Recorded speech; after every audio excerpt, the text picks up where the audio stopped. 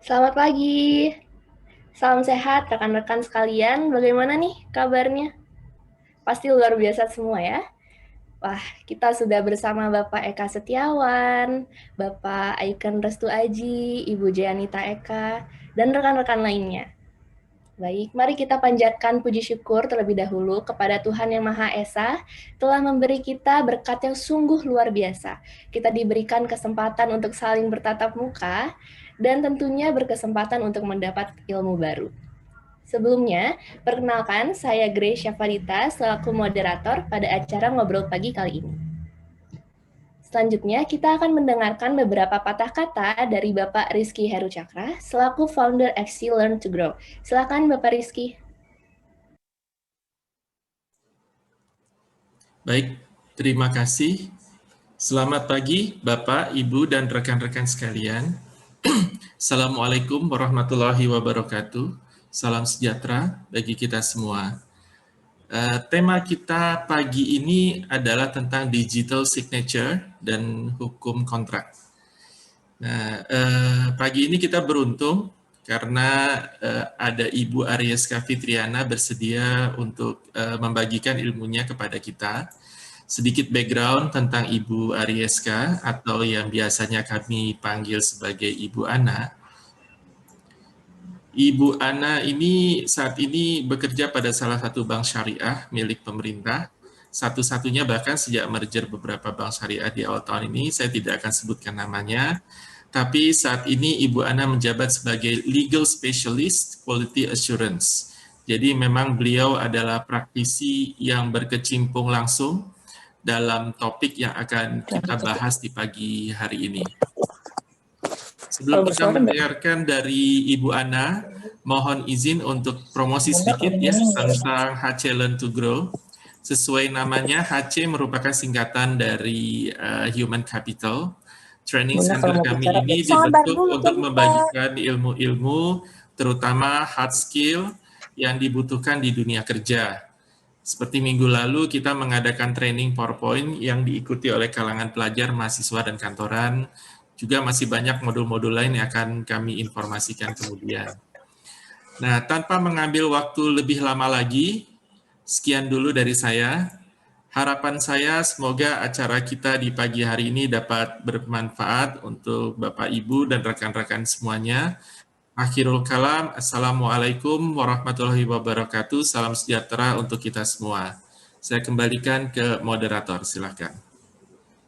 Wah, terima kasih Bapak Rizky untuk sambutannya yang hangat sekali.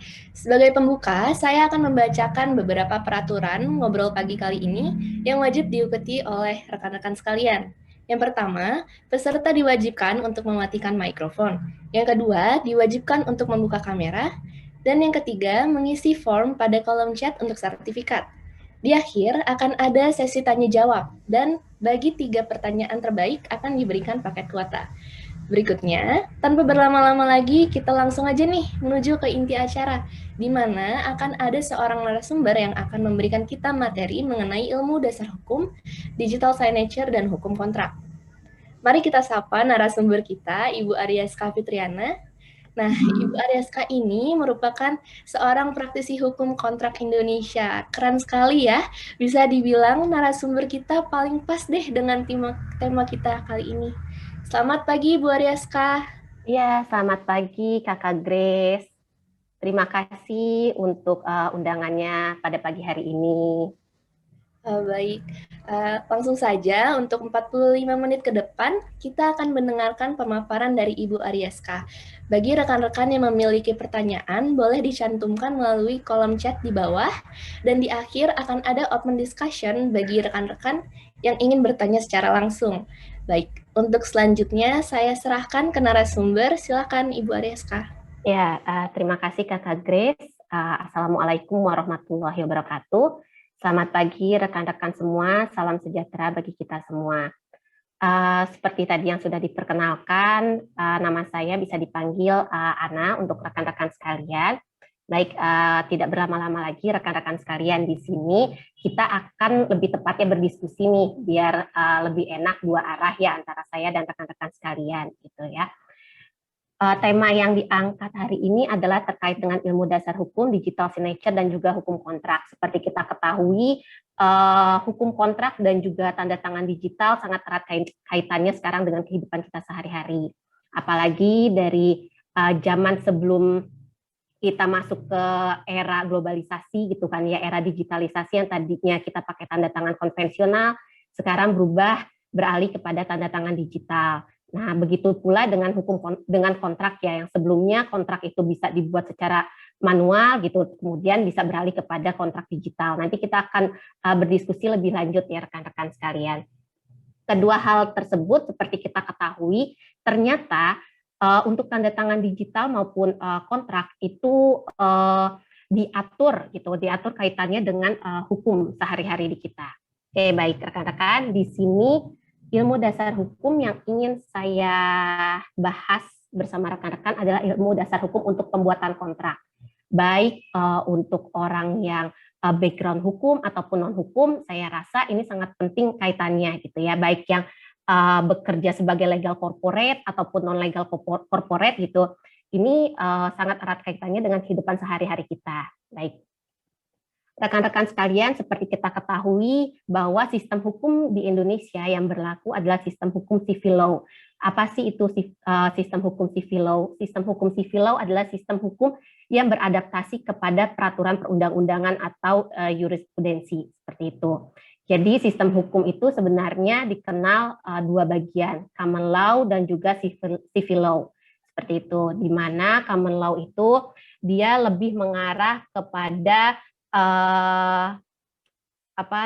kepada keputusan hakim, rekan-rekan sekalian, agar lebih mudah bahasanya ya, kepada keputusan hakim. Jadi di situ biasanya digunakan oleh negara-negara Amerika seperti itu. Jadi ketika ada putusan hakim, mereka akan mengadop putusan hakim untuk putusan hukum selanjutnya. Beda halnya dengan sistem hukum yang berlaku di Indonesia, di mana sistem hukum yang berlaku di Indonesia itu adalah yang tadi saya bilang, itu adalah sistem hukum civil law, di mana kita itu sangat erat kaitannya dengan peraturan perundang-undangan. Ketika hakim memutus, pasti hakim itu harus melihat kepada salah satunya sumber hukum, yaitu peraturan perundang-undangan. Apakah hanya civil law aja sistem hukum Indonesia? Tidak, rekan-rekan. Seperti kita ketahui, ada juga hukum adat dan juga hukum Indonesia. Hukum adat apakah masih berlaku? Masih. Contohnya seperti di Bali, itu masih erat kaitannya dengan hukum adat di sana. Lalu untuk hukum Islam itu seperti rekan-rekan ketahui ketika kita berhubungan dengan waris, gitu kan ya, untuk yang beragama Islam pasti akan erat kaitannya dengan hukum Islam, seperti itu, rekan-rekan. Nah, tadi sepintas terkait sistem hukum. Lalu kita akan masuk kepada asas-asas dalam kontrak. Nah, di sini sudah lebih spesifik nih rekan-rekan sekalian, di mana ketika kita akan membuat suatu kontrak gitu ya, atau kita membaca suatu kontrak, atau kita sebagai pihak gitu ya, pihak yang berkomparan di dalam kontrak itu, kita harus tahu nih, apa sih asas-asas hukum dalam kontrak tersebut. Yang pertama adalah kebebasan berkontrak. Asas kebebasan berkontrak itu ada di pasal 1338 KUH Perdata. Kenapa kita menggunakan KUH Perdata nih salah satunya sebagai sumber hukum? Seperti yang tadi saya sampaikan, karena Indonesia menganut kepada sistem civil law, kita melihat kepada ketentuan peraturan perundang-undangan.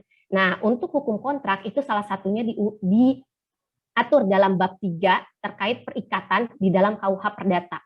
Jadi kita sebenarnya kita tuh masih menggunakan kebanyakan menggunakan bahasanya kitab undang-undang dari warisan Belanda, seperti kitab undang-undang hukum perdata, hukum pidana, hukum dagang, itu masih erat kaitannya dengan warisan dari Belanda terdahulu, seperti itu.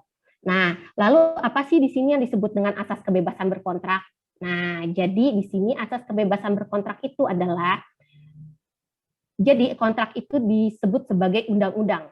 Nah, jangan salah paham ya, rekan-rekan, yang undang-undang buat siapa? Undang-undang untuk para pihak yang berkomparan di dalamnya. Misalkan saya dengan Pak Eka Setiawan. Selamat pagi Pak Eka. Ya, saya dengan Pak Eka. Saya membuat kontrak dengan Pak Eka.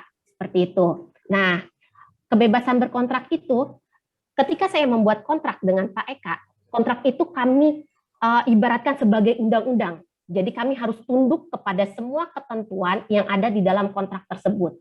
seperti itu. Apakah mengikat kepada Mbak Kinanti seperti itu?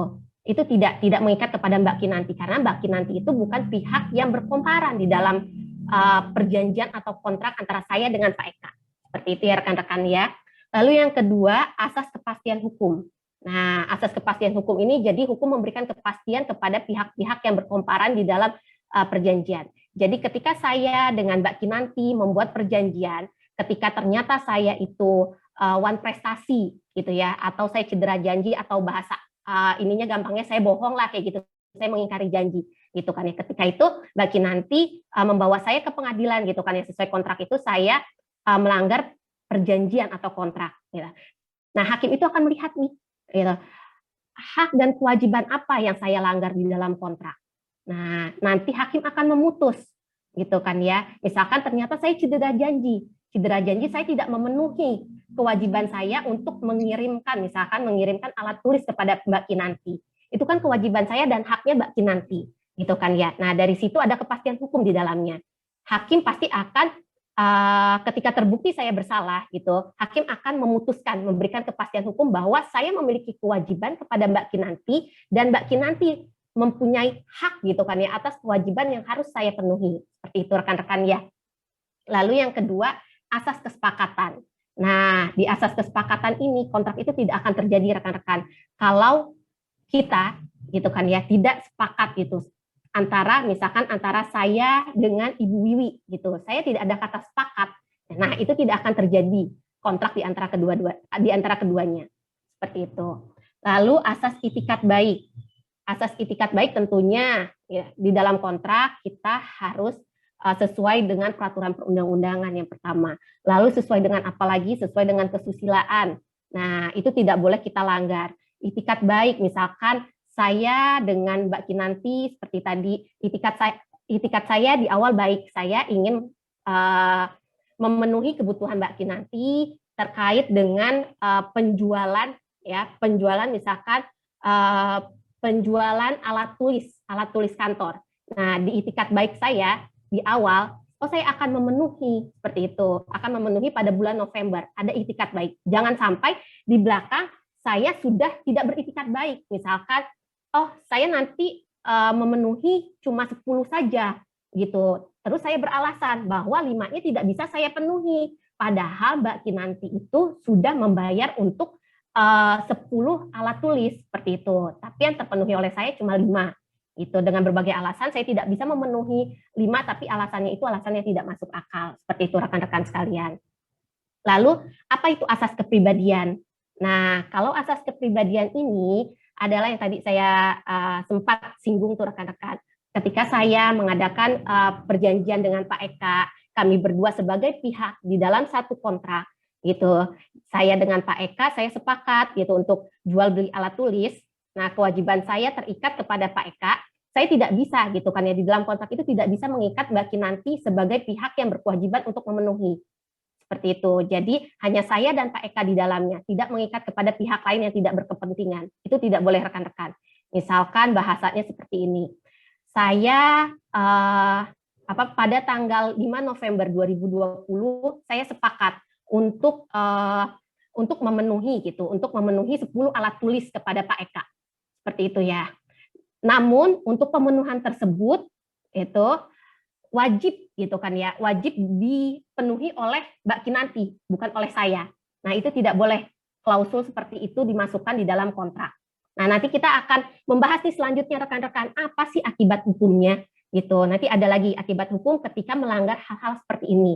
Nah, lalu di sini untuk selanjutnya di sini ada peraturan eksternal dan internal. Ini maksudnya apa sih? Seperti itu. Ketika nanti ini khususnya untuk rekan-rekan yang bekerja di legal corporate ataupun rekan-rekan yang akan bekerja di legal corporate itu rekan-rekan ketika akan melakukan drafting kontrak ataupun review kontrak itu rekan-rekan itu harus memperhatikan hal-hal ini, ketentuan internal maupun ketentuan eksternal. Nah, ketentuan eksternal itu seperti apa aja gitu, KUH Perdata itu rekan-rekan itu harus melihat ke dalam KUH Perdata. Lalu peraturan perundang-undangan lain terkait lainnya seperti misalkan kita mengadakan perjanjian dengan suatu PT. Nah, itu kita harus melihat nih di dalam UU PT atau Undang-Undang Perseroan Terbatas, Undang-Undang Nomor 40 Tahun 2007. Itu kita harus lihat di situ. Lalu kalau kita bekerja di perusahaan, tentunya kita harus melihat juga SOP perusahaan. Jangan sampai kita memenuhi ketentuan eksternal, tapi ketentuan internal kita tidak sesuai, seperti itu. Kita tidak masukkan di dalam klausul perjanjian. Seperti itu ya rekan-rekan ya. Oke, di sini kita lanjut. Oke. Kenapa saya juga memasukkan materi terkait subjek hukum? Karena nanti untuk subjek hukum ini sangat erat kaitannya dengan para pihak yang akan berkomparan. Ya, di dalam hukum itu, seperti kita ketahui, subjek hukum itu terbagi menjadi dua, yaitu perorangan dan juga badan. Nah, di sini untuk perorangan itu dibagi juga menjadi dua ya rekan-rekannya, ada orang perorangan dan juga ada perusahaan dagang. Ini saya akan bahas satu persatu dulu ya rekan-rekan ya, apa sih yang disebut dengan orang perorangan? Nah, orang perorangan itu adalah ya seperti kita, orang gitu kan ya. Bukan badan hukum ataupun badan non hukum. Kita yang memiliki KTP, sekarang kan KTP-nya harus KTP elektronik ya. Lalu cakap hukum, apa sih yang dimaksud dengan cakap hukum? Cakap hukum itu adalah orang yang dapat bertindak, melakukan tindakan hukum tanpa perlu diwakili. Seperti itu. Itu ya rekan-rekan ya. Maksudnya gimana kalau orang non cakap hukum? Gitu. Nah, Pak Eka kira-kira tahu nggak ya, maksudnya di sini bisa di-share nggak ya, orang yang cakap hukum itu seperti apa ya Pak ya? Orang yang cakap hukum itu mestinya dia adalah orang yang bisa bertanggung jawab terhadap apa yang dia lakukan. Oh ya, oke Pak Eka. Ya. Itu cakap hukum Pak. Yang saya tanyakan adalah orang yang tidak cakap hukum Pak. Oh, siap. Ya. Sorry, yang tidak cakap hukum adalah orang yang ya tidak mampu atau tidak bisa bertanggung jawab terhadap apa yang dia lakukan. Biasanya yang demikian itu masuk di mereka yang tidak memiliki mengalami ya berbagai lah ya. Oke. Tapi kalau dia masih memiliki akal, kemampuan, pikiran, itu mestinya dia bisa dikategorikan dalam cakap hukum. Ya, siap. Terima kasih Pak Eka atas jawabannya. Benar kata Pak Eka tadi. 100 untuk Pak Eka ya Pak ya. Jadi gini rekan-rekan sekalian. Jadi benar yang disampaikan Pak Eka. Orang yang tidak cakap hukum itu di dalam hukum diatur bahwa yang pertama itu adalah di bawah pengampuan. Di bawah pengampuan itu seperti siapa? Seperti orang yang cacat secara psikis. Mohon maaf. Seperti itu. Misalkan orang yang gila, dungu, itu di bawah pengampuan. Lalu siapa lagi? Itu adalah kalau istri sudah dicabut ya rekan-rekannya, yang orang yang boros, pemboros, itu juga bisa di bawah pengampuan. Seperti itu rekan-rekan. Nah, lalu siapa sih yang disebut cakap hukum? Ya, yang disebut orang yang cakap hukum itu sebenarnya masih pluralisme banget nih rekan-rekan. Banyak peraturan perundang-undangan yang mematokkan berbeda-beda usianya. Kalau di KUH Perdata, orang yang dikatakan cakap hukum itu apabila sudah berusia 21 tahun. Itu dibilang cakap hukum atau sudah menikah. Beda halnya di Undang-Undang Nomor 30 Tahun 2004 tentang jabatan notaris. Itu orang yang cakap hukum itu adalah yang usianya 18 tahun. Nah, beda lagi nih rekan-rekan yang diatur di dalam Undang-Undang Nomor 1 Tahun 74. Itu tentang perkawinan. Nah, itu diatur bahwa untuk usia laki-laki yang cakap hukum itu adalah usia 19 tahun. Seperti itu. 16 tahun, mohon maaf. 19 tahun benar, 19 tahun. Sedangkan untuk wanita itu ada berusia 16 tahun. Seperti itu rekan-rekan. Nah, lalu biasanya kalau di kita itu menggunakan yang mana sih? Seperti itu. Nah, biasanya itu kita menggunakan Undang-Undang Administrasi Kependudukan rekan-rekan. Biasanya ketika sudah usia 17 tahun, kita sudah memiliki KTP, itu kita sudah disebut orang yang cakap hukum. Makanya kita bisa datang ke bank, kita bisa membuka rekening di bank tersebut, seperti itu rekan-rekan. Lalu yang ketiga adalah status perkawinan. Kenapa status perkawinan ini juga penting ketika kita membuat suatu kontrak? Kawin atau belum kawin? Karena nanti erat kaitannya dengan persetujuan salah satu pihak. Katakanlah contohnya saya dengan Ibu Yulita. Saya dengan Ibu Yulita membuat suatu perjanjian. Katakanlah saya sudah menikah. Seperti itu rekan-rekan ya, saya sudah kawin. Ketika saya akan membuat perjanjian sewa menyewa rumah, otomatis saya itu harus memiliki persetujuan dari suami saya. Dan itu harus dicantumkan di dalam komparisi. Jadi ketika rekan-rekan nih, buat rekan-rekan yang di legal corporate ataupun yang bekerja di non legal corporate, di corporate gitu ya. Ketika rekan-rekan katakanlah ada PTA, PTA ingin menyewa sebuah ruko gitu ya, sebuah ruko untuk kegiatan usahanya, maka rekan-rekan itu harus lihat nih, pihak yang bertanda tangan itu, yang berkomparisi itu, apakah sudah cakap hukum? Yang pertama, ketika kita itu menyewanya kepada orang perorangan ya rekan-rekannya, sudah cakap hukum atau belum? Yang kedua, apakah orang tersebut sudah menikah atau belum? Karena kenapa? Nanti erat kaitannya dengan ketika mereka terjadi perselisihan rumah tangga, itu khawatirnya nanti akan terjadi seperti menggugat terkait dengan objek sengketa harta perkawinan. Seperti itu rekan-rekan. Kita kan nggak mau ya, kita sebagai penyewa pasti maunya aman, tentram, sentosa kan ya, itu kan rekan-rekan. Jangan sampai terjadi hal tersebut.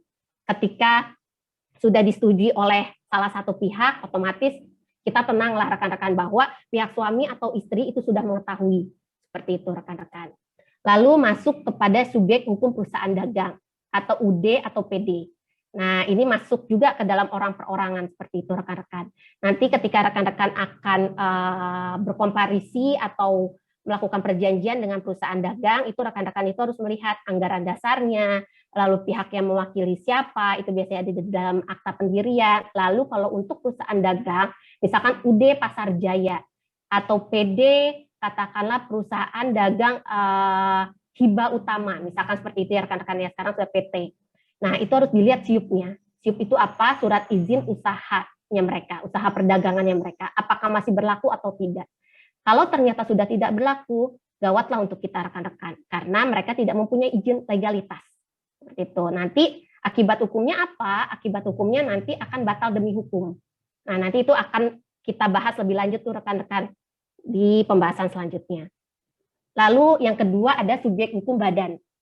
Nah, subjek hukum badan di sini dibagi menjadi dua lagi rekan-rekan, badan hukum dan non badan hukum. Nah, agar lebih hidup rekan-rekan, saya mau bertanya kepada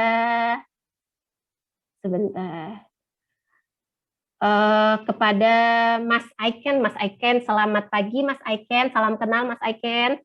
Pagi Bu Ana. Ya, Mas Aiken, di sini kan yang tadi saya sebutkan badan itu ada dua ya Mas Aiken ya, ada badan hukum dan juga non badan hukum. Apa sih sebenarnya perbedaannya antara badan hukum dan juga non badan hukum? Seperti itu, Mas Aiken.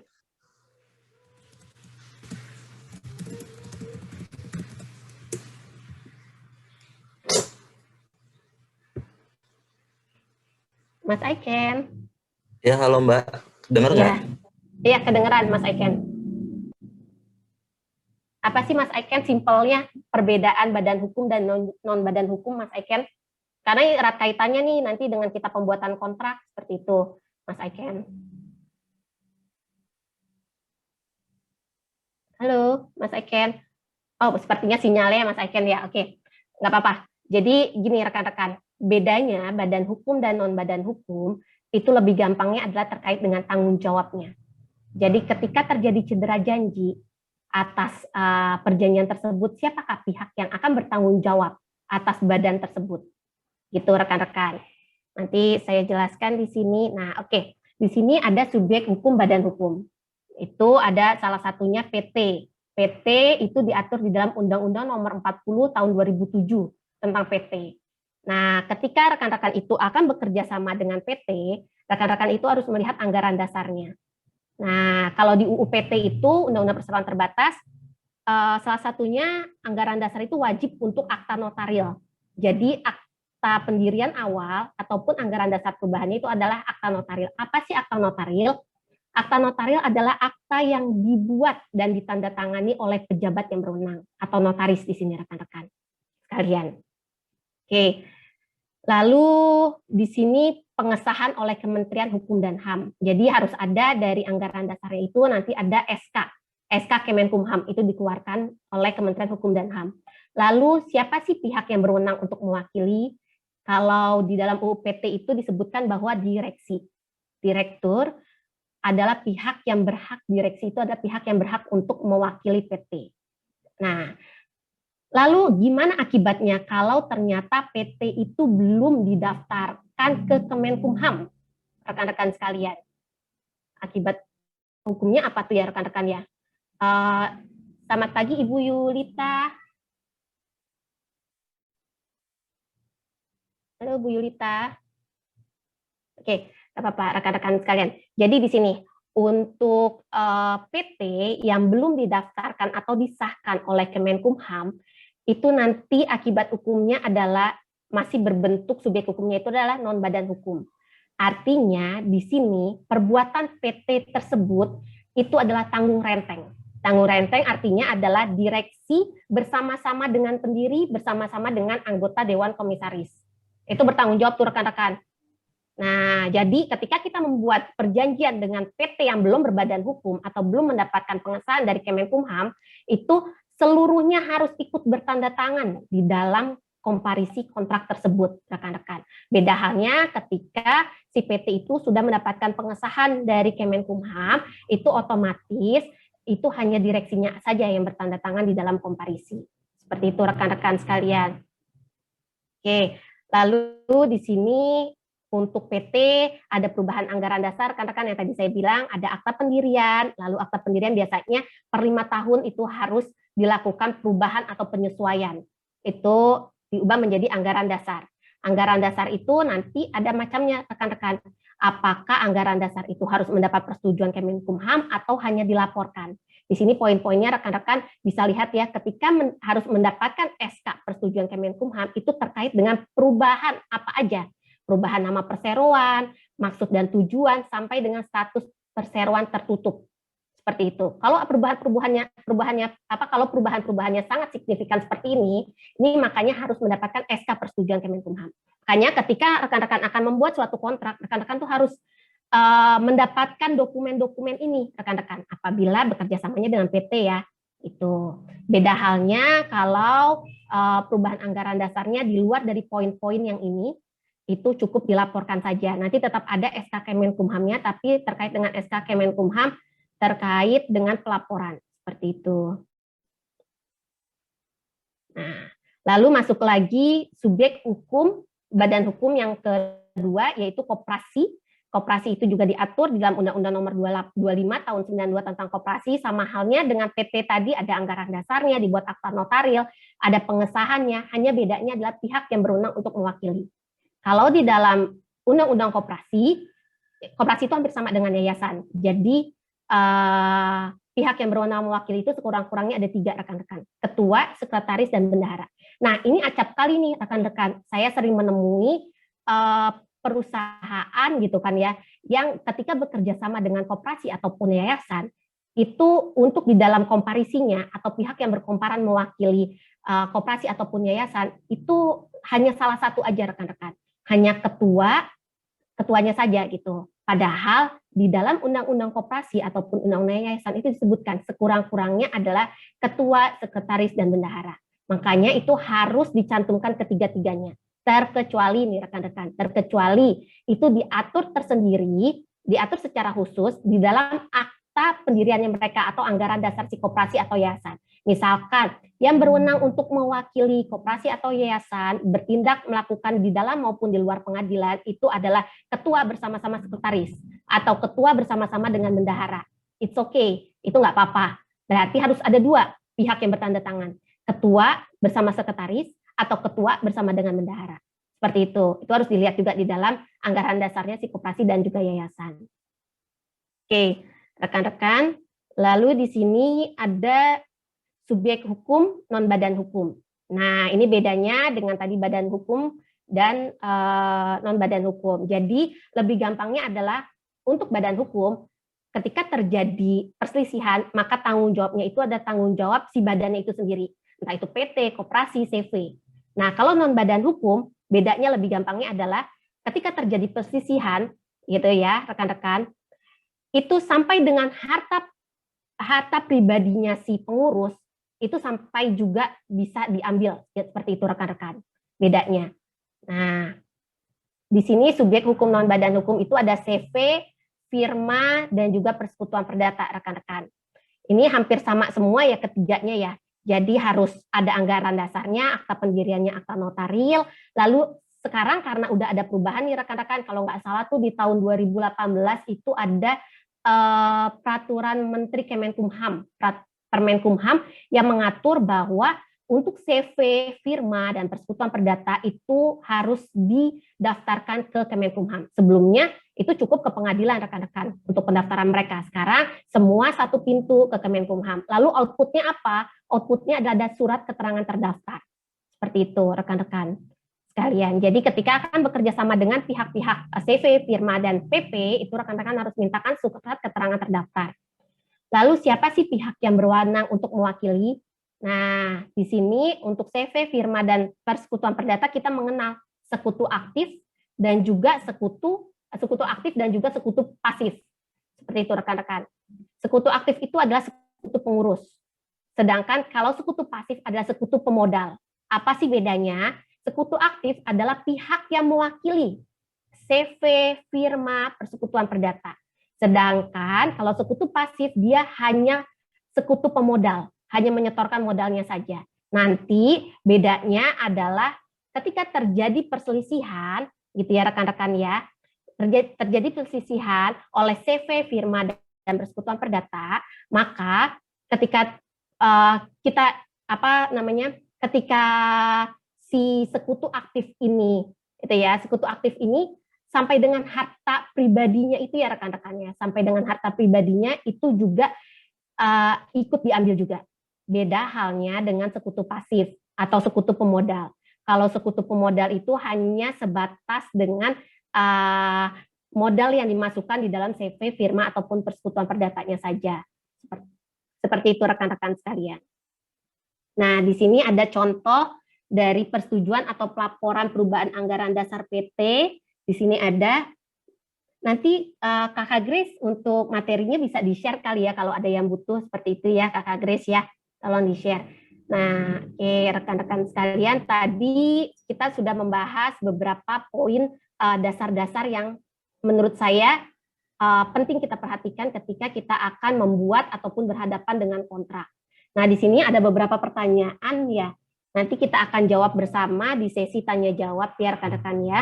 Nah, ini kita masuk ke dalam inti dari hukum kontrak itu sendiri. Nah, ketika rekan-rekan itu membuat suatu kontrak atau berhadapan dengan kontrak, teman-teman menjadi pihak yang berkomparan, teman-teman itu harus memperhatikan syarat-syarat sah kontrak. Nah, di dalam KUH Perdata itu diatur di dalam pasal 1320 KUH Perdata. Nah, poin-poinnya itu yang pertama sepakat. Sepakat itu yang tadi saya contohkan, saya dengan Pak Eka itu harus bersepakat terkait dengan objek perjanjian apa yang akan kami sepakati. Seperti itu. Lalu yang kedua cakap. Tadi cakap juga kita sudah bahas, gitu ya, cakap hukum dari usianya, lalu sudah kawin atau belum kawin, seperti itu ya rekan-rekan ya. Nah, dua ini sepakat dan cakap itu kita ini kita artikan sebagai syarat subjektif.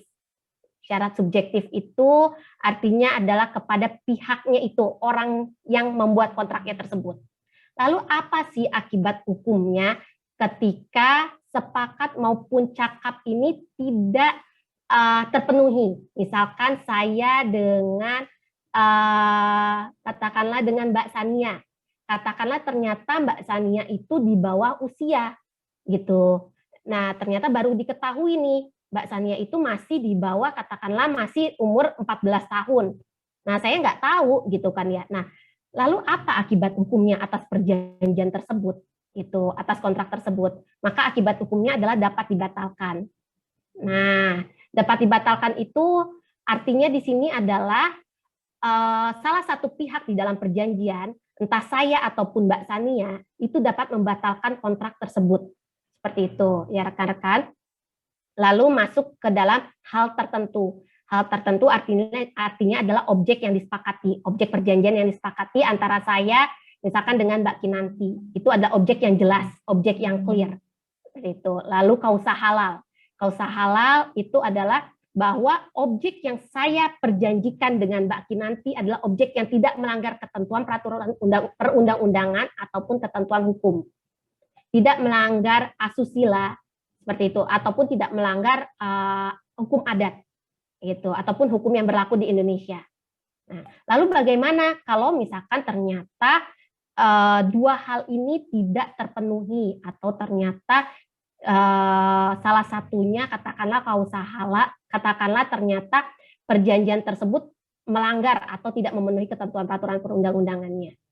Nah, karena ini masuk ke dalam syarat objektif, maka akibat hukumnya adalah batal demi hukum. Apa sih yang dimaksud dengan batal demi hukum, rekan-rekan? Ada yang ini nggak bisa share nggak?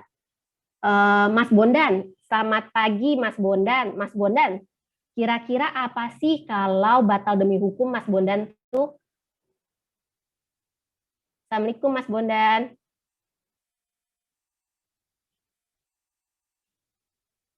Atau kita ke Mbak Kinanti. Mbak Kinanti, Assalamualaikum Mbak Kinanti. Halo.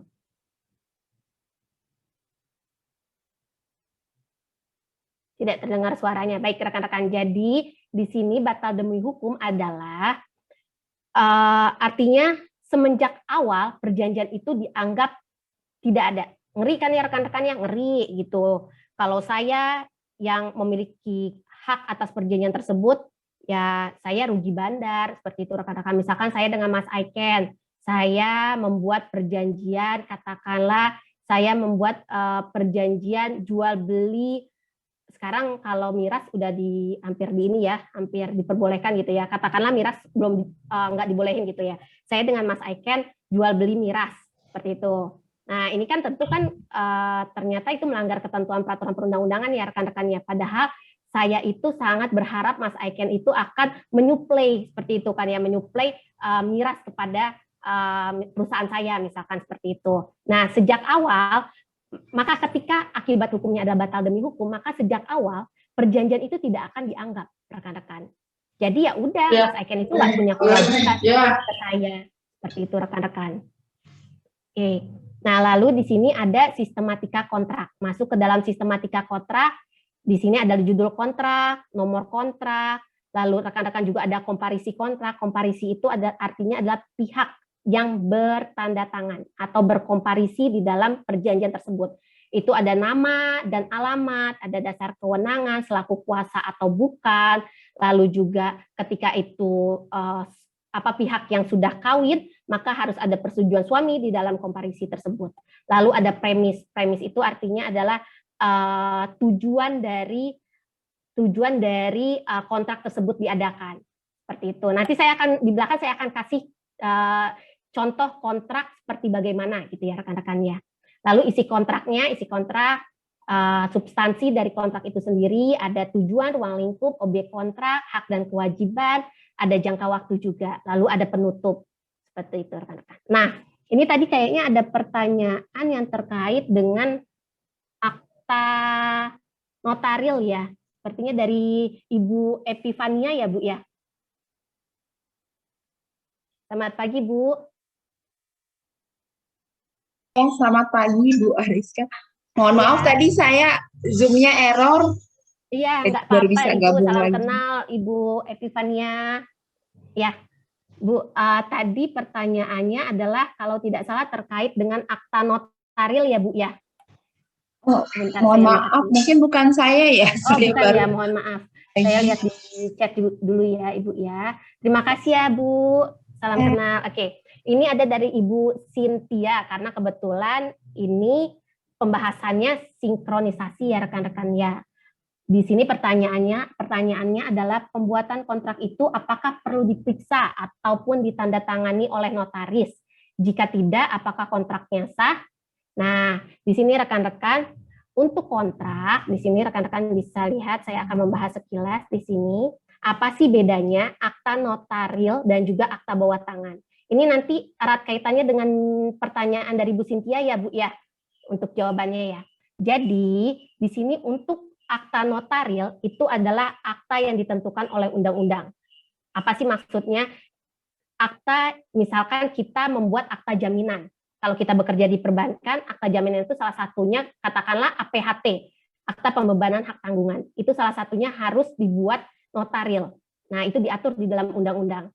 Notaril itu artinya itu dibuat atau ditandatangani di hadapan notaris atau pejabat yang berwenang.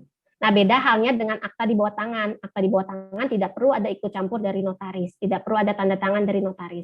Misalkan saya dengan Ibu Epifania, saya membuat perjanjian, kita tanda tangani tanpa perlu ada akta notaril. Seperti itu. Lalu gimana kekuatan pembuktiannya? Nah, sebenarnya sah nggak sih dua-duanya antara akta otentik dan akta di bawah tangan? Sah atau tidak? Nah, itu tadi kembali lagi ke syarat-syarat sahnya perjanjian, Bu Cynthia. Nah, itu harus dilihat tuh, apakah memenuhi hal-hal tersebut seperti tadi sepakat, cakap, suatu hal tertentu, gitu kan ya, kausa halal. Ketika memenuhi hal-hal tersebut, maka kontraknya itu disebut sah. Nah, beda halnya ketika pertanyaannya adalah bagaimana kekuatan pembuktiannya di pengadilan, kuat atau tidak untuk yang di akta di bawah tangan. Nah, itu beda halnya. Ketika terjadi pembuktian untuk akta notaril dan akta bawah tangan, maka tentunya yang lebih kuat, yang lebih sempurna itu adalah akta notaril. Nah, kalau akta di bawah tangan itu dapat disangkal oleh salah satu pihak. Artinya ketika disangkal oleh salah satu pihak, maka pihak yang lainnya harus lebih effort nih, rekan-rekan, harus lebih effort dalam membuktikan bahwa benar ada kewajiban si pihak A terhadap saya. Bukti-buktinya apa? Entah itu bukti tertulis gitu kan ya, itu harus dihadapkan ke pengadilan seperti itu rekan-rekan. Pokoknya effortnya akan lebih besar daripada dibuat akta notaril untuk kekuatan pembuktiannya. Seperti itu Ibu Cynthia. Terima kasih Ibu Cynthia. Oke, itu tadi untuk akta notaril dan juga akta bawah tangan.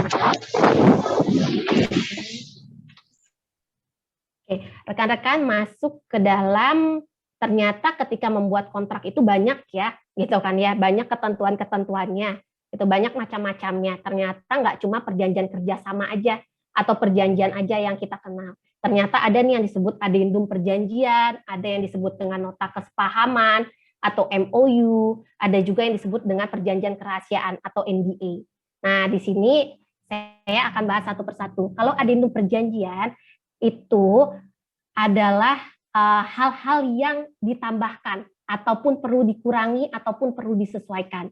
Selama itu bukan termasuk di dalam ruang lingkup perjanjian yang berubah secara signifikan, misalkan pasal terkait dengan jangka waktu, kita mau memperpanjang jangka waktu nih karena sudah habis, gitu, memperpanjang jangka waktu 1 tahun ke depan. Ayo kita adendum perjanjian. Apakah adendumnya harus seluruh pasal? Tidak. Kalau hanya terkait dengan jangka waktu aja, maka cuma pasal terkait jangka waktu. Nanti saya akan kasih contohnya nih rekan-rekan untuk adendum perjanjian seperti gimana sih formatnya rekan-rekan. Lalu masuk ke dalam nota kesepahaman atau MOU. Nah, biasanya di dalam bisnis nih ya rekan-rekan, antar PT sama PT biasanya kan sebelum mencapai kata kesepakatan mereka akan membuat dulu nih nota kesepahaman atau MOU. Jadi di sini mereka sudah sepakat di awal akan menginisiasi bisnis-bisnis yang akan mereka kerjasamakan atau mereka dudukkan di dalam perjanjian kerjasama. Beda nggak sih antara MOU dengan perjanjian? Tentu beda rekan-rekan. Beda formatnya, lalu beda apa lagi? Beda akibat hukumnya. Jadi kalau nota kesepahaman atau MOU itu secara hukum tidak mengikat. Seperti itu rekan-rekan. Jadi tidak ada akibat hukumnya antara misalkan saya dengan Ibu Epifania, Bu. Mohon maaf, Bu. Saya nyebut nama Ibu lagi. Saya dengan Ibu Epifania. Saya membuat MOU. Biasanya di dalam MOU itu tercantum salah satu klausul bahwa MOU ini, nota kesepahaman ini baru mengikat ketika didudukan dalam perjanjian kerjasama tersendiri. Jadi ketika saya nggak jadi bisnis dengan Ibu Epifania, itu tidak memiliki akibat hukum terhadap saya. Seperti itu rekan-rekan. Jadi setelah ini rekan-rekan jangan sampai beranggapan oh ya udah banyak PT-PT gitu ya, beberapa PT yang beranggapan bahwa cukup gitu kan ya, cukup MOU aja gitu. Udah bisnis langsung jalan aja gitu kan ya. Banyak seperti itu karena salah satunya mengejar target rekan-rekan, target bisnis seperti itu ya. Udah MOU aja kayak gitu kan ya, cukup gitu. Ketika terjadi perselisihan gitu ya rekan-rekan ya. Ternyata kerjasama kompleks nih gitu kan ya, katakanlah ternyata itu harus kerjasama terkait pengalihan sumber daya gitu ya, pengalihan daya gitu ya, alih daya, kerjasama alih daya. Kerjasama alih daya itu kan sebenarnya di dalam peraturan itu kan harus dibuat secara tertulis ya rekan-rekan ya.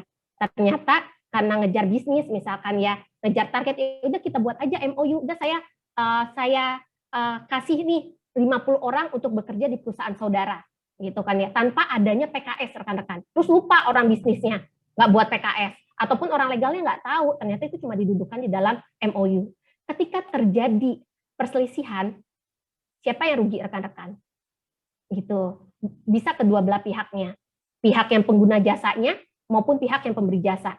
Misalkan ternyata amit-amit katakanlah si pekerja gitu kan ya, pekerja yang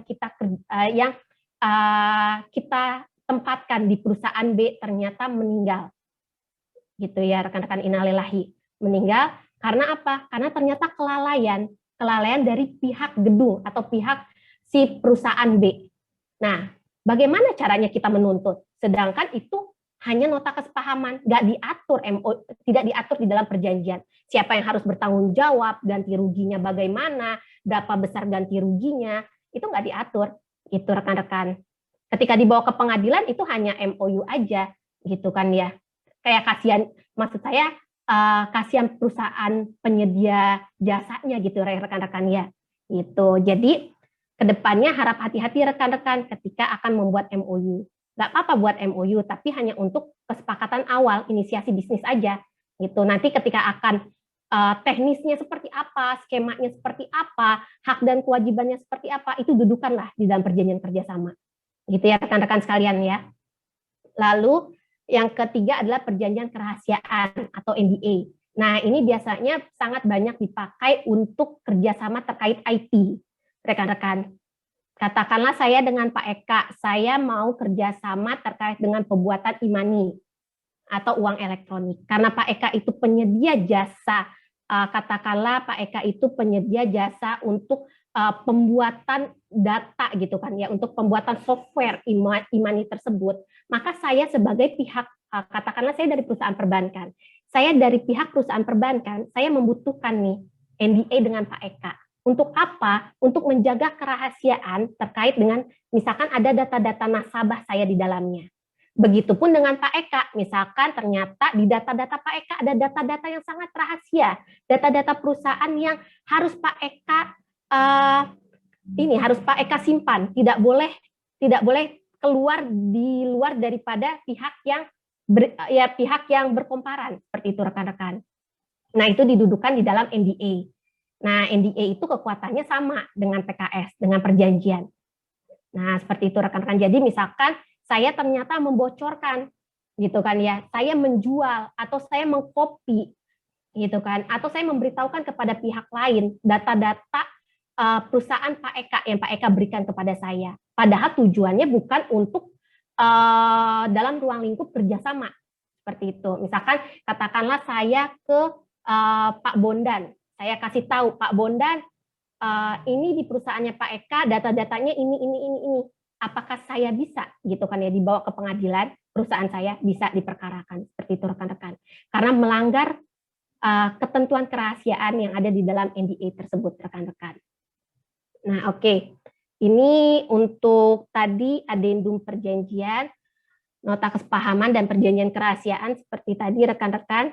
Nah, di sini kita masuk ke dalam tanda tangan digital.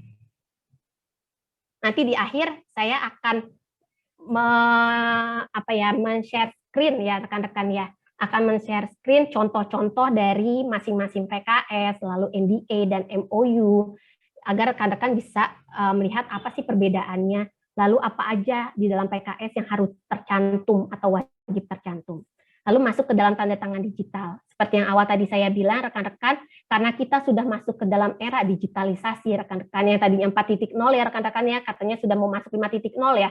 Seperti itu rekan-rekan, pasti otomatis apalagi kondisinya sekarang pandemi. Gitu ya rekan-rekan ya. Pasti perusahaan-perusahaan yang bergerak di bidang IT, ataupun di bidang perbankan, ataupun di bidang lainnya, ketika tidak bisa menandatangani tanda tangan basah, otomatis harus tanda tangan digital. Terkecuali nih ya rekan-rekan, terkecuali untuk perjanjian-perjanjian yang diatur di dalam undang-undang harus tanda tangan notaris. Seperti yang saya bilang, seperti tadi APHT. Nah, APHT itu masih harus tanda tangan notaris. Misalkan harus notaril, ya harus notaril, belum bisa didigitalisasi. Tapi misalkan saya dengan Mbak Kinanti mau membuat perjanjian terkait sewa menyewa rumah, karena kondisi pandemi kami nggak bisa ketemu gitu kan ya, karena mau perjanjian di bawah tangan aja, ya udah kita buat aja tanda tangan digital. Bisa nggak? Oh bisa tentu. Apakah tanda tangan digital itu ada tanda tangan saya yang saya scan atau saya lewat Adobe Reader? Seperti itu rekan-rekan? Oh tidak, bukan seperti itu rekan-rekan. Nanti kita akan lebih lanjut membahas.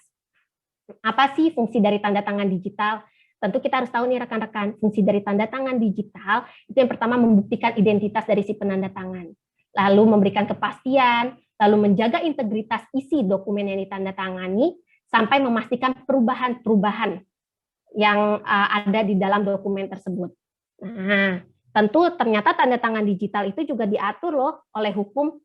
Nah, itu ada di dalam Undang-Undang ITE, Undang-Undang Nomor 19 Tahun 2016, lalu ada di dalam PP, Penyelenggaraan Sistem dan Transaksi Elektronik, PP Nomor 71 Tahun 2019.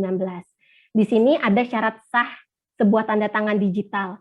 Nah, di sini rekan-rekan bisa baca bahwa data pembuatan tanda tangan hanya terkait kepada penanda tangan aja. Ini poin-poin yang nomor B bisa rekan-rekan baca ya. Di sini yang perlu saya highlight, yang perlu rekan-rekan tahu, yang perlu saya bagi di sini. Ada jenis tanda tangan elektronik atau tanda tangan digital. Itu ada dua. Itu tanda tangan elektronik tersertifikasi dan tanda tangan elektronik tidak tersertifikasi. Ini yang diatur di dalam Undang-Undang ITE maupun di dalam PP. Seperti itu. Apa sih bedanya tanda tangan elektronik tersertifikasi dan juga tanda tangan elektronik tidak tersertifikasi?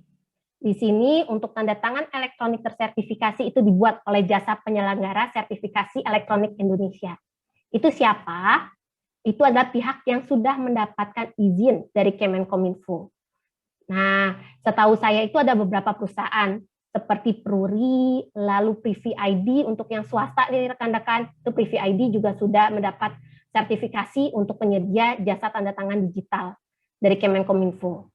Nah, mereka tentunya ketika sudah mendapatkan lisensi, tentunya mereka sudah mempunyai perangkat yang mutakhir ya rekan-rekan ya, perangkat untuk pembuat tanda tangan elektronik pun sudah tersertifikasi. Nah, beda halnya dengan tanda tangan elektronik tidak tersertifikasi. Itu adalah tanda tangan elektronik yang dibuat tidak menggunakan tidak menggunakan jasa penyelenggara tersertifikasi. Seperti itu rekan-rekan. Nah, ini yang penting banget nih rekan-rekan, di-highlight nih rekan-rekan. Apa sih bedanya gitu kan ya, maksudnya kekuatan pembuktiannya bagaimana bedanya antara tanda tangan elektronik tersertifikasi dengan yang tidak tersertifikasi. Ini sangat beda rekan-rekan. Jadi ketika kita menggunakan tanda tangan elektronik tersertifikasi, ketika terjadi perselisihan, otomatis pembuktian yang lebih kuat itu adalah pembuktian untuk tanda tangan yang tersertifikasi. Beda halnya dengan tanda tangan yang tidak tersertifikasi, yang tidak menggunakan jasa penyelenggara tadi tanda tangan elektronik. Itu keabsahan kekuatannya lemah. Lemah itu artinya apakah tetap sah dibawa ke pengadilan? Itu tetap bisa. Cuman yang tadi saya bilang sama halnya dengan akta di bawah tangan. Harus dibuktikan oleh pihak yang merasa pihak lain dalam perjanjian tersebut melanggar. Seperti itu, effortnya lebih besar. Seperti itu rekan-rekan. Oke, dari sini untuk tanda tangan elektronik dan juga tanda tangan tidak tersertifikasi. Selain dari hal tersebut yang saya sampaikan atas, ada hal-hal poin yang juga rekan-rekan perhatikan dalam pembuatan kontrak nih rekan-rekan. Misalkan yang pertama, apakah suatu kontrak itu bisa dikuasakan? Itu bisa. Seperti tadi saya bilang, PT itu kan diwakili oleh direksi. Nah, direksi itu kan nggak mungkin ya menandatangani semua perjanjian segitu banyak gitu kan ya. Apakah bisa dikuasakan? Bisa. Itu pasal 1792 KUH Perdata. Bisa dikuasakan ke pemimpin divisi ataupun pemimpin cabang, seperti itu. Nanti untuk di dalam komparisinya itu misalkan selaku pemimpin selaku pemimpin divisi katakanlah transaksional banking PT Bank X, gitu kan ya, berdasarkan Akta Kuasa nomor 85 tahun 2002 seperti itu. Ada surat kuasa, nomor surat kuasa yang dicantumkan. Seperti itu rekan-rekan. Itu yang pertama. Yang kedua, ini juga sering kita ketemui nih rekan-rekan. Kalau ternyata kuasanya itu atau dokumennya itu berasal dari luar wilayah RI. Ternyata ada dokumen WNA ataupun WNI yang ternyata berdomisili di luar negeri. Lalu bagaimana nih dokumennya? Apakah bisa kita langsung pakai aja?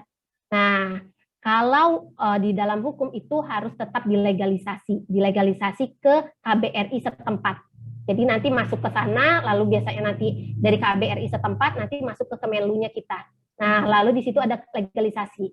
Nah, jadi memberikan kepastian hukum nih rekan-rekan. Karena rekan-rekan pasti kalau yang kita yang membuat kontrak gitu kan ya, kita yang bertanda tangan di dalam kontrak, kita mau dong kontrak kita aman gitu kan ya, termitigasi secara risiko. Kita nggak mau dong ternyata harusnya kita untung, ternyata di belakangnya kita buntung gitu kan, nggak pengen kan seperti itu ya rekan-rekan ya.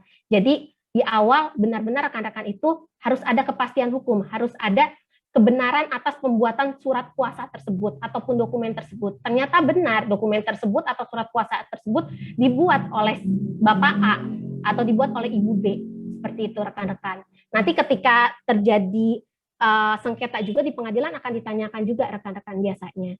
Seperti itu. Lalu di sini yang ketiga ada jenis-jenis kuasa rekan-rekan. Nah, ini untuk pengetahuan umum rekan-rekan, jadi jenis kuasa itu ada dua, ada kuasa substitusi dan ada kuasa khusus. Nah, bedanya kuasa substitusi itu misalkan gini lebih gampangnya. Saya dengan Mas Aiken, saya memberikan kuasa ke Mas Aiken untuk membeli materai. Nah, terus Mas Aiken di satu ketika Mas Aiken di dalam kuasa saya dengan Mas Aiken itu mencantumkan kuasa ini diberikan dengan hak substitusi.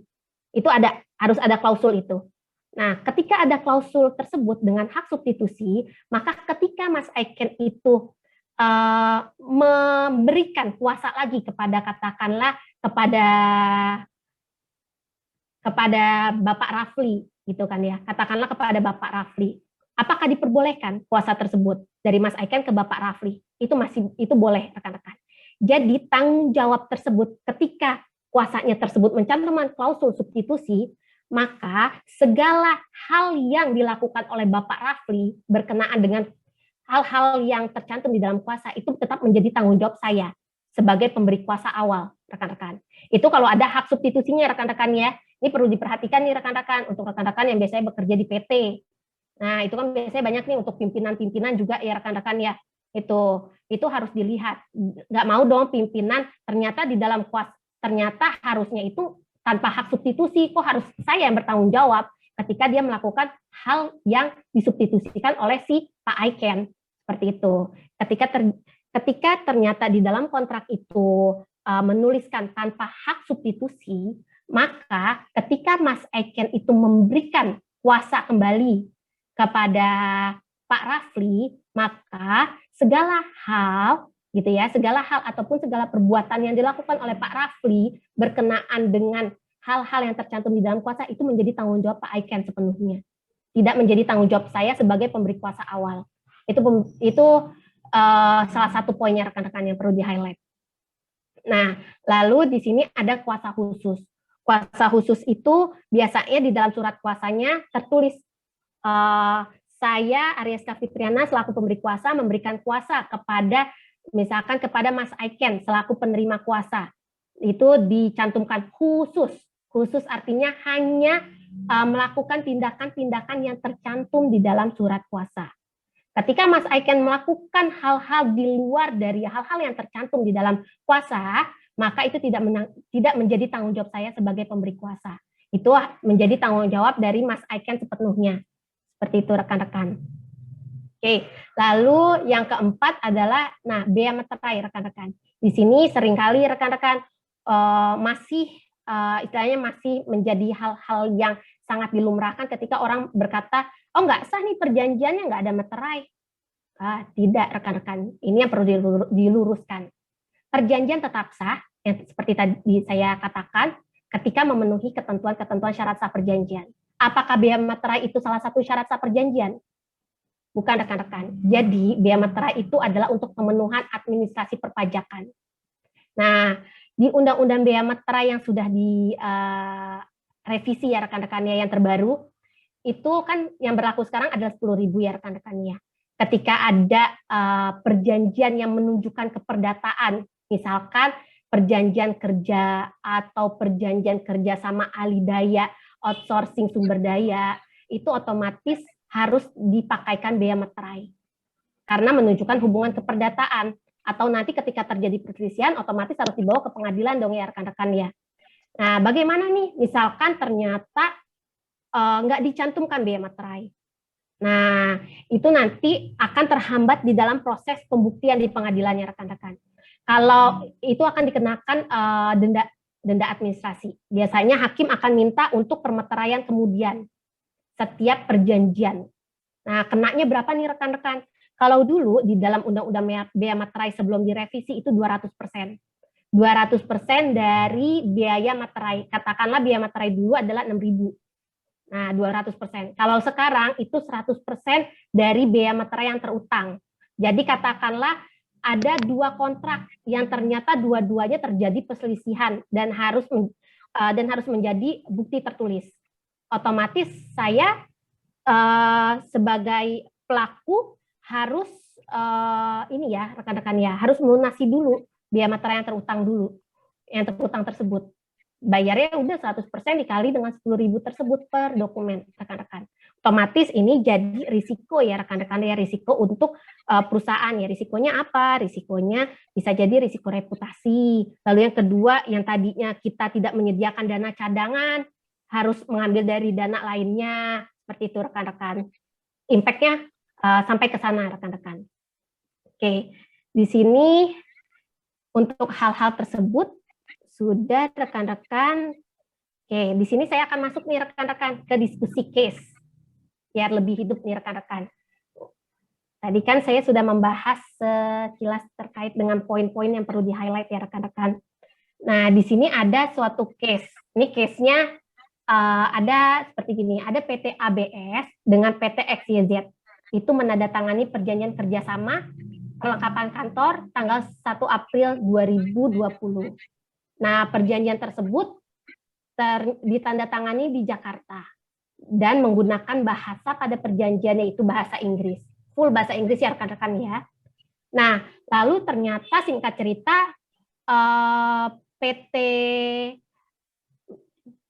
ternyata PT XYZ itu tidak memenuhi kewajibannya untuk pengiriman perlengkapan kantor.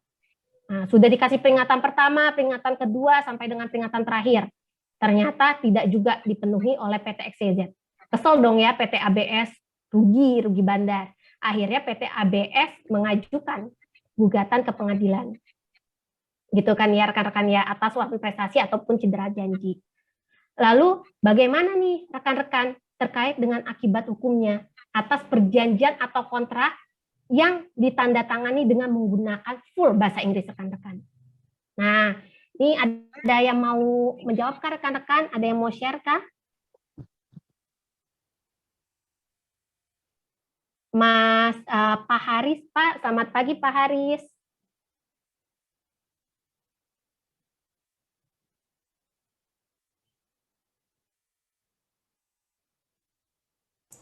Bu Ana, maaf, ini waktunya Oh, iya. udah ini mungkin kita bisa lanjut setelah ini dengan tanya jawab, Bu ya. Ya, siap kalau gitu. Terima kasih Pak Rizky. Jadi di sini rekan-rekan yang perlu di-highlight adalah ketika ternyata perjanjian tersebut dibuat secara bahasa Inggris, full bahasa Inggris tanpa adanya bilingual, itu bisa dibatalkan, bukan dibatalkan, batal demi hukum. Maaf rekan-rekan, akibat hukumnya. Yang tadi saya bilang, batal demi hukum artinya adalah sejak awal perjanjian tersebut dianggap tidak ada. Rugi dong ya, kita kan sebagai PT ABS rugi. Karena ternyata pemenuhan kewajibannya itu, kewajiban si PT XYZ ya udah nggak perlu ada. Kenapa begitu? Karena untuk penggunaan bahasa itu diatur di dalam Undang-Undang Bahasa. Dan juga Perpres. Kalau nggak salah itu Perpres tahun 2019 atau 2020, rekan-rekan. Itu diatur terkait dengan penggunaan bahasa. Itu di Undang-Undang Bahasa juga diatur bahwa ketika kita membuat nota kesepahaman ataupun membuat perjanjian, dengan pihak, misalkan pihak lain gitu kan ya, PT yang berbadan hukum luar, gitu, maka harus disandingkan oleh bahasa Indonesia. Nah, harus dibuat bilingual tuh rekan-rekan. Nggak boleh enggak. Kebanyakan perusahaan asing itu dibuat cuma satu. Dan ternyata itu sudah terjadi rekan-rekan. Saya pernah baca, itu pernah di pengadilan mana, itu nanti saya share ya rekan-rekan ya. Itu pernah perjanjian tersebut dianggap tidak sah. Nah, sampai segitunya rekan-rekan. Karena tidak memenuhi syarat kausa halal. Tidak memenuhi ketentuan peraturan perundang-undangan. Toh di dalam undang-undang bahasa sudah disebutkan bahwa perjanjian itu harus dibuat dalam bilingual. Gitu. Jadi jangan cuma dibuat dalam satu bahasa, dalam bahasa Inggris aja tanpa disandingkan dengan bahasa Indonesia. Itu rekan-rekan. Lalu yang kedua, case-nya adalah seperti ini. Intinya adalah PT 23 itu berencana mengadakan PKS dengan PT Cap 3 Dasar. Karena kondisi pandemi, lalu akhirnya PKS tersebut mau ditandatangani secara digital, tapi ternyata pemahaman kedua PT tersebut ya udah tanda tangan digital tuh cukup aja di tanda tangan scan direksinya, ya udah ditempel aja atau pakai Adobe Reader aja gitu. Nah ternyata pas terjadi perselisihan oleh kedua belah pihak, nah ini yang susah rekan-rekan, ini kekuatan pembuktiannya lemah rekan-rekan. Seperti itu. Jadi tetap harus menggunakan tanda tangan digital. Nanti apakah kelihatan di dokumen tersebut kalau itu ditandatanganin secara digital? Itu kelihatan rekan-rekan. Jadi di dokumennya itu, bentar kalau saya bisa share screen di sini. Di sini. Saya bisa share screen untuk nah, di sini contoh dokumen yang telah ditandatangani secara digital, rekan-rekan. Ini tanda tangan saya seolah-olah kelihatannya seperti tanda tangan scan ya rekan-rekan ya. Padahal ini adalah dokumen yang saya tanda tangani secara digital. Saya pakai Privy waktu itu rekan-rekan. Nah, kelihatan di mana? Di barcode ini.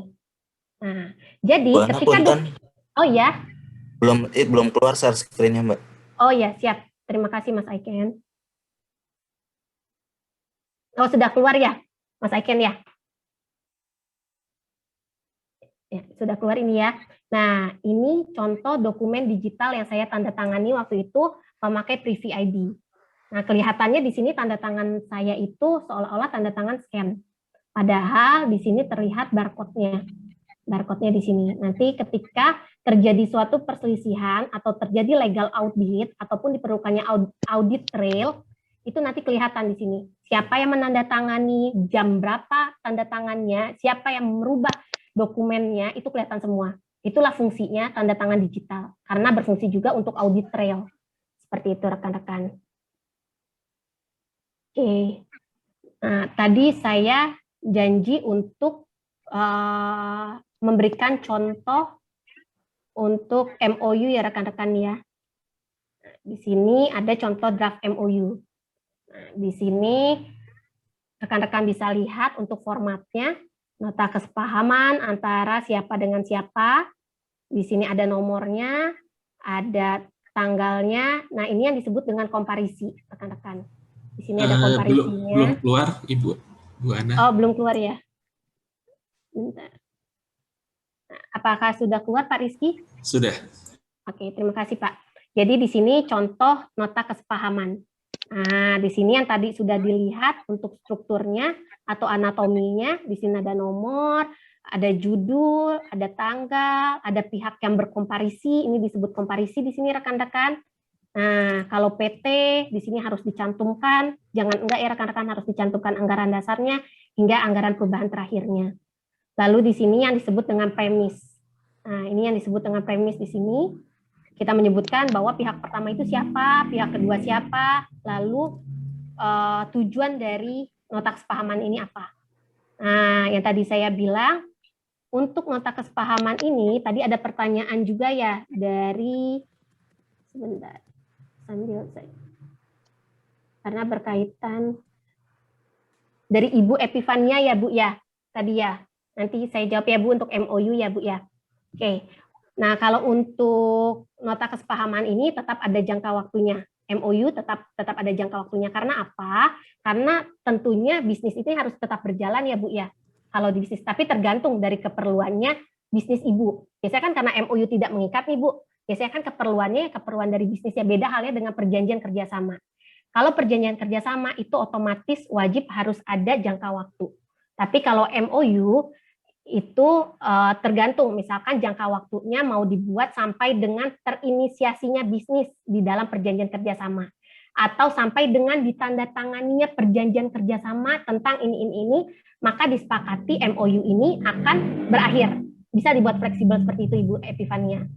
Nah, dibuat jangka waktunya seperti itu Bu. Kalau dibilang tetap ada apa enggak, tetap harus, ketika kita nggak cantumin, otomatis itu tidak akan menjadi kepastian hukum buat kita Bu. Sampai kapan nih MOU ini akan berakhir, atau sampai kapan targetnya kita PKS itu harus ditandatangani, seperti itu.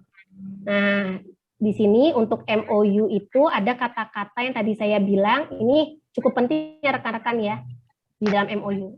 Segala konsekuensi, ini nota kesepahaman ini tidak memiliki konsekuensi hukum terhadap para pihak dan baru akan mempunyai kekuatan mengikat terhadap masing-masing pihak. Nah, ini dicantumin nih rekan-rekan. Oke, jadi biar istilahnya para pihak memahami bahwa MOU ini ya hanya kesepahaman awal untuk menginisiasi bisnis. Itu. Oke. Masih ada waktu untuk contoh lainnya, nanti mungkin bisa di-share oleh Kakak Grace ya ke masing-masing email.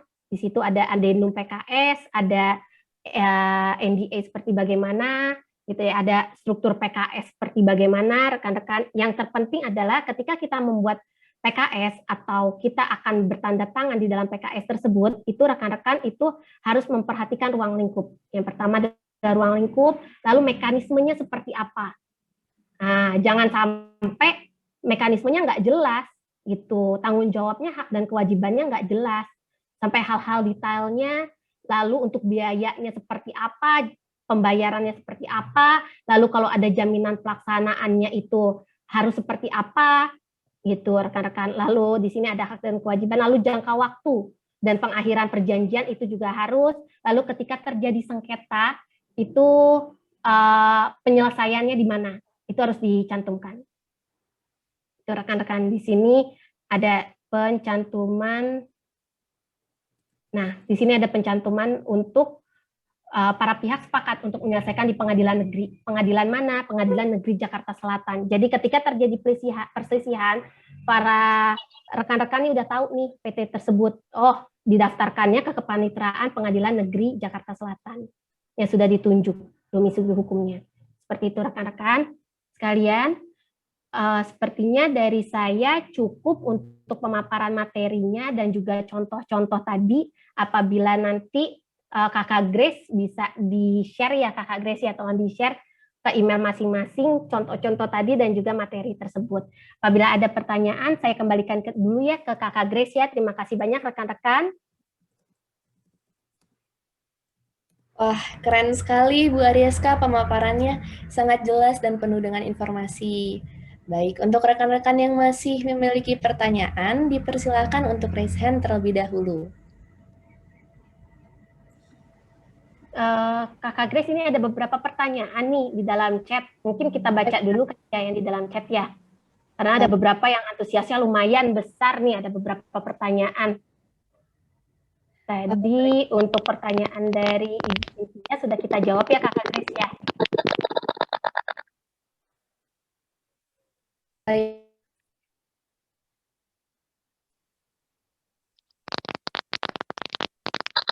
Bisa ya. Untuk pertanyaan yang kedua, terkait dengan kewenangan menandatangani PKS, siapakah yang menentukan tersebut untuk badan hukum seperti PT? Apakah dirut atau pemegang saham? Silakan Ibu Arya. Ini pertanyaan dari Mas Aiken ya.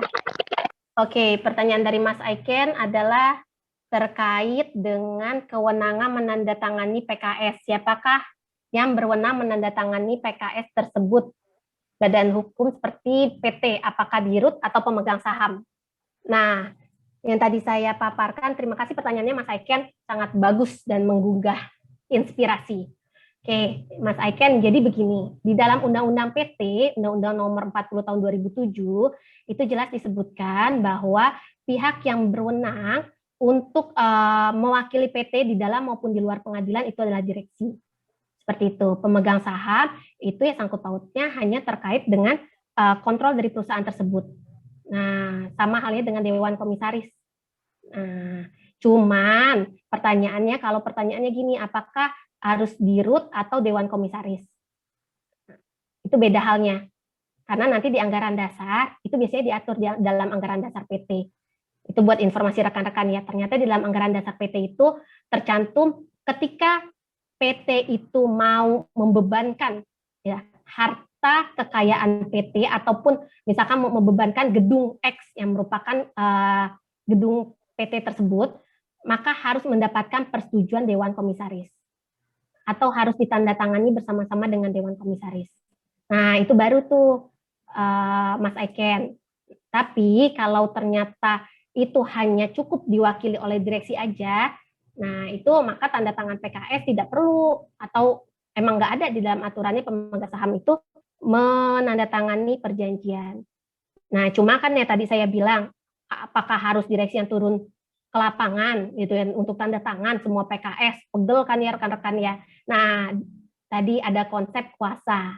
Nah, konsep kuasa di dalam tadi di dalam pasal 1792 KUH Perdata itu disebutkan itu bisa dikuasakan. Jadi nanti direksi ini mengkuasakan ke pemimpin divisi atau pemimpin cabang untuk menandatangani perjanjian kerjasama, ya, atau menandatangani akad pembiayaan. Itu bisa rekan-rekan. Oke, ini ada pertanyaan yang pertamanya ya tadi ya Kak Grace dari Mas Aiken ya. Ibu Ana terkait dengan PKS, apakah dalam PKS dapat dicantumkan klausul fakta integritas dasar hukum diskusi case A pasal 31? Oke, Mas Aiken bisa di-unmute nggak Mas Aiken? Ini dasar hukumnya bagaimana ya Mas Aiken ya, kalau saya boleh tahu? Fakta integritasnya seperti gimana ya? Bukan, itu untuk dasar hukum yang tadi Mbak Ana belum sebutin aja oke, iya. gitu. Ya, siap. Itu Terima kasih Mas pertanyaannya. Aiken. Ya, itu jadi untuk dasar hukum diskusi case A itu dasar hukumnya. Terima kasih banyak ya Mas Aiken ya. Ini Undang-Undang Nomor 24 Tahun 2009 itu Undang-Undang Bahasa. Perpres Nomor 63 Tahun 2019 itu tadi perpres terkait dengan terkait dengan peraturan presiden untuk penggunaan bahasa Indonesia seperti itu rekan-rekan. Nah, ini terkait dengan PKS, apakah harus dicantumkan klausul fakta integritas? Nah, yang tadi saya bilang ya Mas Aiken ya, PKS ini kan kebebasan berkontrak ya, gitu kan ya, menjadi undang-undang bagi para pihak yang berkomparan. Kalau mau dicantumkan klausul fakta integritas dan disepakati oleh para pihak, itu nggak apa-apa. Misalkan selain fakta integritas mau dicantumkan klausul terkait fraud atau anti pencucian uang. Biasanya untuk orang-orang perbankan, itu kan biasanya perjanjian itu dicantumkan anti pencucian uang, APU PPT. Nah, itu boleh dicantumkan selama itu disepakati oleh para pihak ataupun di dalam ketentuan peraturan perundang-undangan itu wajib untuk dicantumkan. Seperti itu rekan-rekan. Siap. Terima kasih ya Mas Aiken. Pertanyaannya bagus sekali. Baik, terima kasih. Silakan Kakak Grace. Aryaska, bagaimana Pak Ikan? Apakah sudah cukup menjawab? Cukup Mbak, terima kasih. Baik Pak. Selanjutnya tadi ada Pak Eka, sudah raise hand. Silakan Pak Eka di-unmute.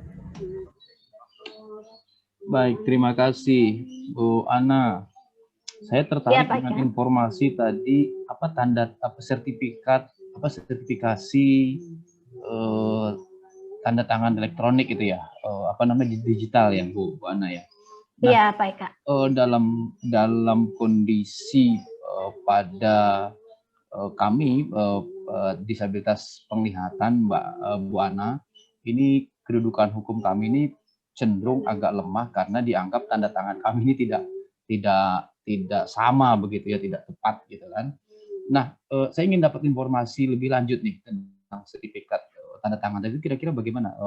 Kan sebenarnya yang kemudian terjadi adalah bahwa menurut kami secara cakap hukum kami tunanetra kan cakap hukum, artinya kami bisa bertanggung jawab terhadap apa yang kami kami ketahui, kami sepakati, begitu kan, misalnya tadi dalam kontrak begitu. Tapi ketika bicara tanda tangan, ini sampai dengan hari ini kelihatannya belum ada akomodasi yang layak untuk memberikan solusi terhadap kedudukan hukum tunanetra, termasuk juga pada layanan perbankan sebenarnya, Bu Ana. Nah, saya tertarik dengan informasi yang tadi itu. Bagaimana kira-kira kalau kondisi seperti ini, apakah mungkin kami tunanetra juga mendapatkan sertifikasi tanda tangan sehingga tanda tangan kami legal? Kemudian juga apakah bisa itu masuk dalam, katakanlah misalnya tantangan yang agak berbeda-beda begitu. Mohon informasi, Bu Ana. Ya, siap Pak Eka. Terima kasih atas pertanyaannya Pak Eka. Langsung saya jawab aja ya Pak Eka ya. Yuk. Memang untuk beberapa ketentuan di kita itu di Indonesia itu belum cukup ramah terkait dengan penyandang disabilitas. Namun untuk diperbankan Pak, setahu saya itu sudah ada peraturan OJK-nya Pak Eka. Peraturan OJK terkait dengan untuk untuk perlakuan khusus bagi itu belum nasabah penyandang jadi-jadi, Bu disabilitas. Ana. Nah, itu Pak Eka. Karena saya dan tim termasuk di situ sebetulnya. Iya, Gitu. Pak Eka, betul. Karena memang masalah sistemnya juga, lalu bagaimana masalah keamanannya juga gitu ya Pak Eka, ya bagaimana kami memastikannya juga gitu ya dari pihak perbankan seperti itu. Dan semoga mudah-mudahan ke depannya gitu ya Pak Eka ya. Baik untuk sistem perbankan maupun sistem pemerintahan gitu ya lebih ramah terhadap penyandang disabilitas, Pak. Tadi pertanyaannya adalah bagaimana untuk tanda tangan elektronik gitu ya, Pak ya? Ya, betul. Pak Eka, ya. Nah, setahu saya untuk tanda tangan elektronik, Pak Eka, itu ketika kita daftar ke PVID, itu cukup mencantumkan KTP, lalu contoh tanda tangan kita, Pak Eka. Oke. Nah, untuk contoh tanda tangan itu, nanti memang sih kalau untuk secara sistemnya, saya akui memang belum ramah untuk penyandang ini ya Pak ya, disabilitas ya Pak ya. Okay. Untuk panduan-panduannya mungkin bisa menjadi masukan nanti ya Pak ya, untuk ke pihak penyelenggara jasa sertifikasi, misalkan bisa dibuat dengan adanya panduan suara ataupun adanya tanda tangan cap jempol seperti itu ya Pak Eka ya. Betul. Tanpa perlu harus tanda tangan signature yang bentuknya ya bentuk seperti tanda tangan biasa seperti itu Pak Eka. Cuma setahu saya selain dari tanda tangan dalam bentuk tulisan, itu juga ada Pak Eka, tanda tangan dalam bentuk barcode. Nah, itu sih yang mungkin bisa digunakan Pak Eka untuk saat ini. Cuman untuk lebih mutakhirnya bisa jadi masukan bagi para penyelenggara jasa sertifikasi nantinya ya Pak ya. Baik. Ya, siap Pak Eka. Kalau gitu terima kasih banyak Pak Eka. Yuk. Baik, terima kasih Pak Eka dan Bu Aryaska. Bagi rekan-rekan sekalian yang ingin bertanya, silakan raise hand terlebih dahulu. Baik, rekan-rekan yang berbahagia, puji syukur sesi ngobrol pagi kita kali ini berlangsung dengan baik. Kita sudah mendapatkan materi-materi luar biasa dari narasumber tentang ilmu dasar hukum, digital signature, dan hukum kontrak. Mudah-mudahan materi yang diberikan oleh narasumber kita bermanfaat bagi rekan-rekan sekalian. Terima kasih kami ucapkan kepada narasumber, juga terima kasih kepada para peserta, rekan-rekan sekalian yang sekali lagi sangat antusias mengikuti ngobrol pagi hari ini. Juga tentu saja terima kasih untuk para panitia yang sudah berjibaku hingga acara ini berjalan dengan lancar. Kendati kapal akan karam, tegakkan hukum dan keadilan. Saya Grace, selamat pagi, salam sehat. Terima kasih Kakak Grace, terima kasih semuanya rekan-rekan semua, sampai bertemu kembali, sehat-sehat. Sama-sama, terima kasih panitia. Terima kasih Bu Ana. Terima kasih Ibu Ana. Saya tunggu share file materinya nih. Oh siap Pak Eka, nanti Makasih, kita makasih. koordinasikan ya Kakak Grace. Siap. Ya, izin Terima kasih, pamit. Bu Ana. Assalamualaikum. Terima kasih Bu Ana. Waalaikumsalam.